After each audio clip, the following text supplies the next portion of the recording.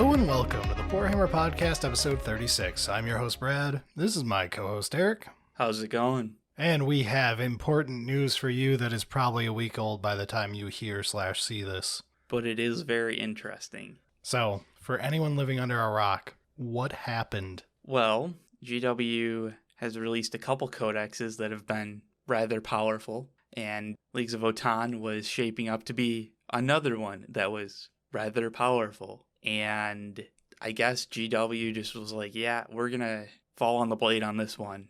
Because they released a post that was actually has a pretty funny video about James Workshop. Yeah, that was actually a pretty good self-dig video. I'll give them that one. They did a good job of like, yeah, we know we screwed up. Here's some funny bit. But they released an FAQ and point change for Leagues of Votann, and the codex is not available yet. Okay, to give a quick explanation of what the changes are for, let's talk about how broken Votann was. Yeah. I don't want to be like a Reddit doomsayer here. They were still not like 100% win rate, but they were beatable, but in early testing, they were horrendously strong. It was like launch Tyranids, like 70+% win rate easy. Which is not a good spot. And, I mean, it kind of makes sense. Like, if they were testing Leagues of Votann in relationship to release Tyranids. That was one of the excuses they gave, but fuck you. Oh, so I guess you also decided to balance Chaos Demons against Tyranids too? Where's my 70% win rate? I'd settle for a playable 5 data sheets. I was just thinking that same thing. I was like, it sort of makes sense until... So you remember they're lying and just trying to think of the convenient excuse? Yeah. Oh, yeah. There definitely was some lip service going on for why they screwed up. There's an interesting thing, too. So the reason we got all the demon shit leaked like a month early, based off some disgruntled words said by the leakers, was something akin to GW fired like a dozen playtesters recently. Yeah, I had heard some rumors about that. So I don't know what the circumstances were. If they were like testing 10th edition or something, got done with the test and all got laid off because it was just a temporary gig, contractor work, whatever. Or if they were trying to downsize something because they thought there was too much waste, or they were getting bad results anyway, so they didn't want to waste, whatever. Yeah, I mean, there's any number of things that a company can do for that kind of thing. We don't know. No. But it's quite possible the Votann were either done by these fired playtesters or just after firing your playtesters. Yeah. And, I mean, we did get massive leaks for Votann as well, which is why we, quote-unquote, know that the release version of the codex was not balanced. Yeah. So the big problems with Votann is the judgment token system is already very strong. Yeah. Like, absurdly strong. Eric will remember getting shot at by Skitarii Vanguards, the little helmeted dudes, you remember? Who you could have like 20 of them for like 160 points. And they just delete paladins? Yeah, they would delete Mortarion, they'd delete whatever you pointed them at. Yeah, I remember that. That was because of something worse than judgment tokens. Right. Now, there's some difference there. They could shoot on 2s and had a whole bunch of other buffs they could get, whatever. And there's like differences on how the judgment tokens are shuffled around on the board and stuff like that, but yes, it's not you don't have 3 judgment tokens on everything in testing. Right. You do have 3 judgment tokens on the most important thing if your opponent is not practiced at playing against Votann, which nobody was at the beginning of testing in TTS a couple weeks ago. And I do think that is one of the concerns of looking at like pre-released results is like... Yes. We were all still trying to figure it out. Yeah, everybody that's playing it and playing against it is all still trying to figure out like what all of these rules mean, let alone how we can take advantage of it or play against it. So, it is one of those weird things, but I think it was pretty unanimous that everybody agreed it was problematic still. There's also the like player placed terrain versus GW terrain. Yeah. Of like GW terrain you can hide a good chunk of your army. WTC terrain, Votann literally couldn't see you for the first 2 turns of the game. Yeah. Your terrain would matter a lot for how good certain judgment token application was in early turns. Yeah. to where I don't know how they tested the codex that way. Judgment tokens, by and large, did not change. They are still busted good. They are still going to be aggravating when you play against them the first time. Once you learn to play against them, they're still going to be insanely good, but you'll have figured it out more. There is actual play around how it works from what I've seen, but yeah, I'm still probably going to be annoyed with it. It's probably getting a second round of nerfs. Sure. Anyway, the big thing was, for some godforsaken reason, they were like, wait a second, this codex has a non-bow. Not all of the chaos codexes. This one is the one where we're going to realize we put a non-bow in here. And they've got a hitting on a 4 through a 6 automatically wounds the target. But I have a bunch of guns that only do something special if you wound on a 6. Right. Like get the unmodified roll, wound 6, and it does something cool. Which we're all very strong in this codex because it's like mortal wound bleed over and shit. So they decided to fix that by making it so anything that you auto-wounded counted as a wound roll of 6, which is insane. It does honestly sound insane. And it was like, I remember seeing some of the leak stuff, and I saw part of that, and I was like, I don't know, dude. This seems like maybe that's not what's actually written kind of thing. But yeah, it was. That is the FAQ fix, though, is the automatic wound rolls are not considered unmodified 6s. Which, to be fair, it is now sloppy. And I've seen people point that out, like, I am happy this got nerfed, but also this reintroduces the non-bow. I wish this codex had just been written better. Right. I have that with a lot of codexes. Yeah, and yeah. We'll get into that topic further. I know you and I both want to push the same way with that one again. We have to bash our fucking soapbox.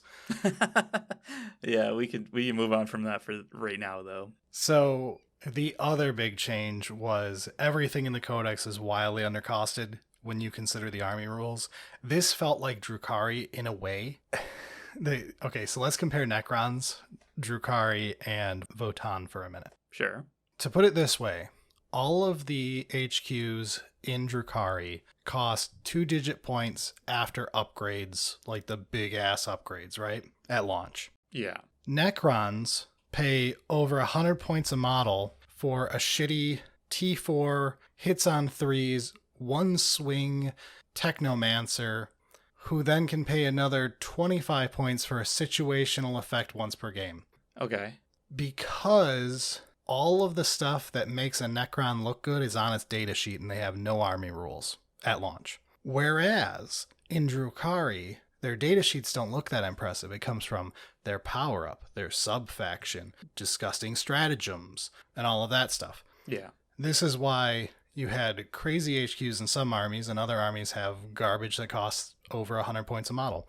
Votann is one of those armies where it looks like it was Drukhari, where, oh my god, we forgot that this faction has rules outside of datasheets. We made all of these chumps be 80 to 90 points a model. Turns out when they have rules and you can upgrade them to be super forms, they're disgusting. Yeah. But then I have the other thing of, this is my personal conspiracy theory that is most likely wrong, but I want to believe. Okay. The Broke Here Iron Master, I'm not going to pronounce that name right for the next decade. Someone else can explain it to me. Sure. He comes with 4 robot dudes for free. I am still convinced that those were originally like servitors where they were an entirely different data sheet. That would make sense. And for some reason, they melded them into his data sheet, but whoever did the points forgot. Just forgot that, like, there's extra stuff on it that wasn't originally point costed for it. Yeah, it's just made him still 80 points. And he's still got, like, the ability to be absolutely bananas in multiple builds. Like, there's the weird sniper build that's kind of cute. There's the just generally being a better tech marine equivalent. The upgraded version being insane. One of the things that got me was their, like, main leader character, Uthar, was, like, 140 points. Still a steal compared to, like, calls. Like, I still think Uthar or whatever is going to be played a lot. Yeah, well, because, like, I'll compare it to, like, Keldor Drago, because, honestly, a lot of the data sheet is very similar with what they're doing. Yeah. And, like, Keldor Drago's 180 points. Yeah. Now, Keldor Drago could be a little cheaper. Yes. I'll say this as someone who plays against Keldor Drago somewhat often. Yeah, but it's just one of those that like 140. Yeah. What the hell were they thinking? Iron Master has the exact same deal where it's like, there is no way this model should have been 80 points. No. The Army Upgrade special version that I'm not going to look up the name in my totally legal codex that's digital. Yeah, the thing that's not actually out yet. Yeah. I'm not going to go look up that super version name, but that thing should cost like 50 plus points. Yeah. Being the most insane tech marine to ever exist. But yeah, this is an army where I think a lot of the power came from the army rule, and the points seem to always be chosen in a vacuum as though you are playing this data sheet without like being in your army. Right. Yeah, just kind of like looking at like, here's a data stat line, compare it to other things. Which is somewhat believable because the AOS team is slightly more transparent than 40k, probably because they have a lot more of their shit together. I mean, they're a lot more transparent. I mean, they just released like how they do balance stuff, which is a whole other thing that's interesting because like we just talked about like numbers. Yeah. It's a really nice article. Yeah. They're way more transparent. Like let's not give 40k anything that they don't deserve. And a fair part of that is more than likely they just have their shit together. Yeah. But the AOS team has previously said when they moved over to 3rd edition from 2nd, they had like a point upgrade calculator to make the game smaller, which I'm sure they did with 40k when they switched from 8th to 9th, and everything got a very formulaic, idiot-proof plus 12%. And a couple things got way worse than that because they were like, oh, everything must go up by at least 1 point, get fucked grots. Yeah, which it makes sense, like, sure, but whatever. But I would not be shocked, based off what they said, if they have some type of, like, codex points calculator where it's like you shove the datasheet in and it tells you how many points it is, like just automated. And it's incapable of understanding army rules and shit like judgment tokens. It just reads the data line and is like, yep, this stat line is worth this many points. I mean, I see what you're saying. I think you're giving far too much credit of like them having a tool that does that as opposed to them just like, I'm going to just look at the stat line. The tool I'm describing is most likely a script kiddie in Excel. Like, yeah. It's definitely in Excel. I'd eat my hat if they had something better than Excel.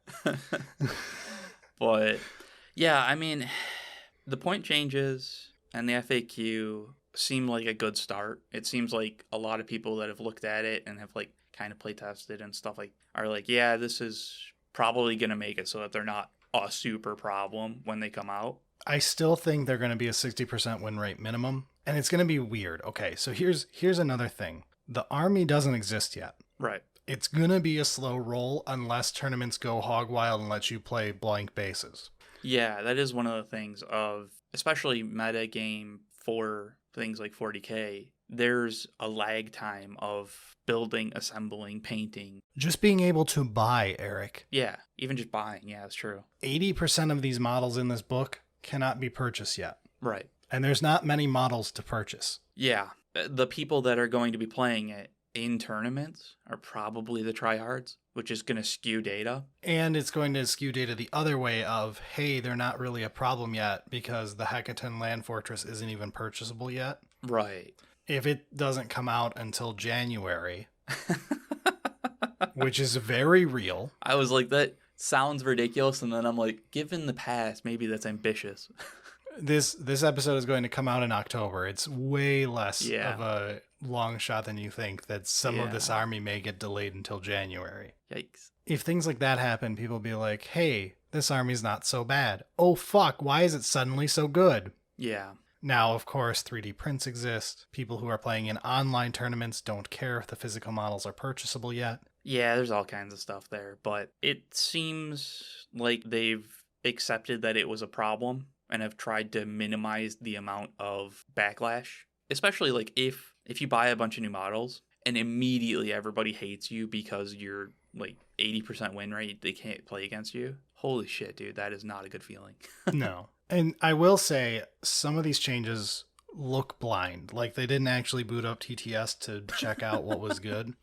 They more than likely read a couple threads online saw the same words over and over again and went, jack up everything, jack those ones up more. I don't think that's a horrible start point, given that like the army isn't out yet. Like, Yeah. spending more and more time of trying to figure this stuff out pre-release seems like kind of a wasted effort, where instead you can just be like, let's increase the points by 20 on this model, 10 on these, and just call it good, where it's like, it'll be fine. Sure. And I'm aware that tournament players, being the emotional shits they are, will freak out when 30 people played Warhammer Worldwide in a tournament last week, and oh my god, it still had a 65% win rate. Right, we need fixes tomorrow. Even though I'm not going to actually play this army for the next 3 months. Exactly, yeah. So, I guess we can kind of go into what these changes mean outside of League of Votann, like what this means for Warhammer 40k. Sure. I'm sure everyone's talked to death by the time this actually airs, the specifics of this change. To give you my 3-second version, Sagittars and the Terminators, which are Hearthguards, because Thunderkin are not the ones with Thunder Hammers. Makes sense. But Hearthguards and Sagittars got point increases higher than they should have. Probably. The Land Fortress got the correct change. Just casual 70-point increase. I'm of two minds on that. We'll get there. Yeah. The Berserkers got an 8-point increase, and honestly, it sounds insane that, like, this quote-unquote trade piece is 30 points a model, but, like, this trade piece can trade up anything. Yeah. They are delete target anything still. Yeah. Yeah, overall, good changes. The Broke Here Iron Master is still a problem. Mm-hmm. It is exactly the problem of that medic that Space Marines had at the beginning of the edition. Right. Yeah. Where it was like the must-take upgrade, like make it your HQ, take the upgrade, Yeah. save 10 CP a game. I feel like all of the characters need a bit more. The Khal is like, ironically, because it's like the captain / overlord / whatever. Yeah. The Khal is ironically like the least busted of the bunch. Yeah. Basically, Uthar is a better Khal because he is a named Khal. Well, yeah, and he's got rules for him. Yeah. He's got stuff, man. The Mage might still be cheap at 90, but whatever. Yeah, it's all fine. So let's talk about in a broader scope. This is, like you said, it's unprecedented. They have released changes to a codex before the codex is actually available to be used. And given how many people are upset by having codex books that aren't actually what the rules say, because there's FAQs and point changes and stuff like that, to do something like this before the book's even available is, I mean, that's a strong statement. It's either ballsy or telling. Yeah. It's ballsy if they continue to want to charge for rules in paper form and not offer free digital rules. It's telling if they are planning to do that, and this is them dog whistling like, look, we're aware that we need to modernize our rules. Yeah, and there's been hints for a little while now. I mean, they've given out certain things for free and point changes and that kind of stuff. And you said that they've got Kill Team rules free. Yeah, they just released some free Kill Team rules. I haven't looked into that. Warcry got released entirely free. So, like, Warcry's the really weird one. They announced, hey, the new Warcry edition is coming. Mm-hmm.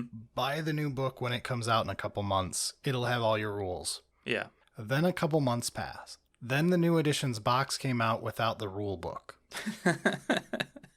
And then the rule book still wasn't out for the new edition. Yeah. And so then they just quietly dropped all the rules on the website for free. Which is good. It's a great thing. Yeah. Especially for like Kill Team and Warzone and stuff like that, where like they're kind of more intro oriented. I'm morbidly interested in what happened on the back end. Right. Like, how did they get to this point? Did all of the books go over the side of the Marianas Trench while shipping? Yeah. Like, how did it do that badly? But it does mean that they're willing to put that kind of stuff for free out there. Yeah. If that's going to be converted into 40K... It's unlikely. I don't think it will, honestly. It should. It absolutely should. And it likely will eventually. 12th edition, maybe. I will hammer my point of make the rules free, digital, like almost every game on the planet. Still charge us for codexes. Oh, yeah. But make the codex nothing but a sweet art book, sweet lore book. Give me 150 pages of that sweet, sweet Necron lore. I'll still buy it. And then you can sell your stupid fear of missing out collector versions with a special gold foil covering name. Oh, there's absolutely ways to make as much profit. I mean, there's also the scummy ways of like you can release a model with the codex as like a. Oh, But don't let's do that, not Eric. give Shut ideas up, shut on up. that. Stop. Okay. WotC's kind of broken me, I think. Stop. But I do hope that stuff like this kind of like adds that little bit extra. Like, hey, this wouldn't be quite as big of a problem if the rules were available online for free. Yeah, I wouldn't be bitching about, hey, why did I spend $60 on a codex that's wrong? Right. And it would be easier to do fixes like this. It would be. Because if we get results in 4 weeks that, hey, these things are super fucked up still, We're waiting until January. we're still going to wait every 3 months for the next data slate drop for this stuff. Having the rules be digital, you could just push an update for the codex and be like, you do your big announcement still and all that. Yeah. Realistically, you'd still do them at set times, like every 3 months or whatever. In most cases, yes. But in this case, it would be helpful. It would be, yes, for particular things like this. And it would allow you not to require the data slate in the first place. You would just update everyone's rule books. Right. Yeah, you wouldn't have to be like, oh, here's all the changes and like which data slate's the latest one and all that nonsense. I wouldn't have to yell at our AdMech player every time he plays AdMech and whips out his stupid stratagem cards that have not been accurate for 8 goddamn months. And he still acts like what's written on the card is somehow going to be correct. Yeah. The thing that irritates me, honestly, a bit is like when they have FAQs on top of FAQs on top of FAQs that are all different from the codex. And it's like they've gone back and forth. What's the real one? And like, I get it like that. It's a minor gripe just because I have a physical codex and I look at that and I go, it's not right. Okay, now I have to find what actually is instead of just being like one-stop shop. Here's all the rules. And you can't tell me you remember what the current state of AdMech's FAQs is because they've had so many to the exact same things. We're on like Rev 4 of certain stratagems or data sheets. Yeah, well, and like AdMech was already, the player told me what happened and I went, sounds good, sure. My YouTube avatar is 1,000 Suns and my brain isn't that wrinkly. Yeah. So, yeah, releasing these FAQ point changes is big. I have some concerns because we're expecting guard at some point soon, TM. Yes, the weekend after this goes live, there is a 40K 35th anniversary special GW show, like on that weekend. If there's not information about guard, we're in some trouble. My guess is it's going to be, here's a picture of the Guard Codex coming to you before January, and then World Eaters, here's a picture of your Codex cover, it's coming next year early. Yeah, that is what I'm expecting as well. And then they'll have fluff of 35th anniversary. There'll be some, they'll do some special whatever giveaways on those. They'll show us the totally unique models we haven't seen leaked Right. for the last 6 months. Exactly. But it's one of those that I'm like, in the post that they had, the James Workshop thing, they did some like, oh, we tested these balance with things like Eldari and Tyranids, which were strong and needed their adjustments. So like, well, is the same thing with Guard. Like, it was Guard tested at the same time with Eldari, Tyranids, and League of Votann. Was Guard tested as a 50-50 against leagues? Yeah. And then was World Eaters bumped up another notch because they're afraid the new model line won't sell? Exactly. Yeah. So it's one of those that I'm like, Are we going to get World Eaters and they've got 15 wounds on a 10-point model? or is it one of those where it's like, Guard has been such a meme of like, lol Guard, That they just break it? we're going to make sure that they don't lose to Tyranids. Like, I don't think that'll happen. I think that looking at the fact that they're making these changes to League of Votann means that, like, if that was how they had worked on the Codex, we'll see the exact same thing of guard FAQ on point change, like before it's a problem, because they've already shown that they'll do it. But I mean, I want to say, like, when does it stop? You know, like how long can that boulder and avalanche keep going? Like, how is guard going to be the last one that was tested with those kinds of things? My current running bet is that 10th edition starts with indexes. I don't think it can't at this point. I would accept that. I don't want to be a shit about it and hyperbolize, but we kind of hit the end of the D6 system. Yeah. We either have to reset or move up a dice tier. More than likely, it's just going to be a reset. All the numbers get AOSified, where like Ren 2 is insane, and like everything's going to be AP0, AP1 again, with like anti-tank being AP2. Yeah, I would expect that to be a reset. And then Space Marines will come out with a codex first, and that will instantly double all of the stats from the index. Stonks. Stonks. Sell those models. And they'll release a new Redemptor Dreadnought. Oh, yeah. And there'll be Forge World stuff. And all right, I think that covers the what happened, what we think it means, so on and so forth. Just a quick one this week, very topical. Kind of want to just have it out there so we've said our piece on it and we can go back to whatever we want next week. It will be interesting to see if these changes are the latest changes until the January fix and these are like good enough, or if it's like, oh, we need another emergency. So we're missing the data slate that I'm sure is going to come out the day this is posted. If it's not already guaranteed, I'm going to be painting my Silent King this weekend. So there you go, everybody. You're welcome. I was just thinking that same thing. I was like, I wonder if he's finally going to do a Silent King and it's just going to get immediately slaughtered. Yep, just in time to nerf it. At this point, I am painting that model this weekend with the express purpose of it's going to look nice up on the shelf. The important part is to set expectations low. Then life can't disappoint you as badly. Yeah, I was going to say it can still absolutely disappoint you, but you're tempered, you're jaded with that expectation, yeah. But yeah, there's probably going to be the data slate right after we release this, and nobody's going to listen. But that's okay. All right, if you have any thoughts on this, feel free to tell us about them. Otherwise, let's get out of here. Sounds good.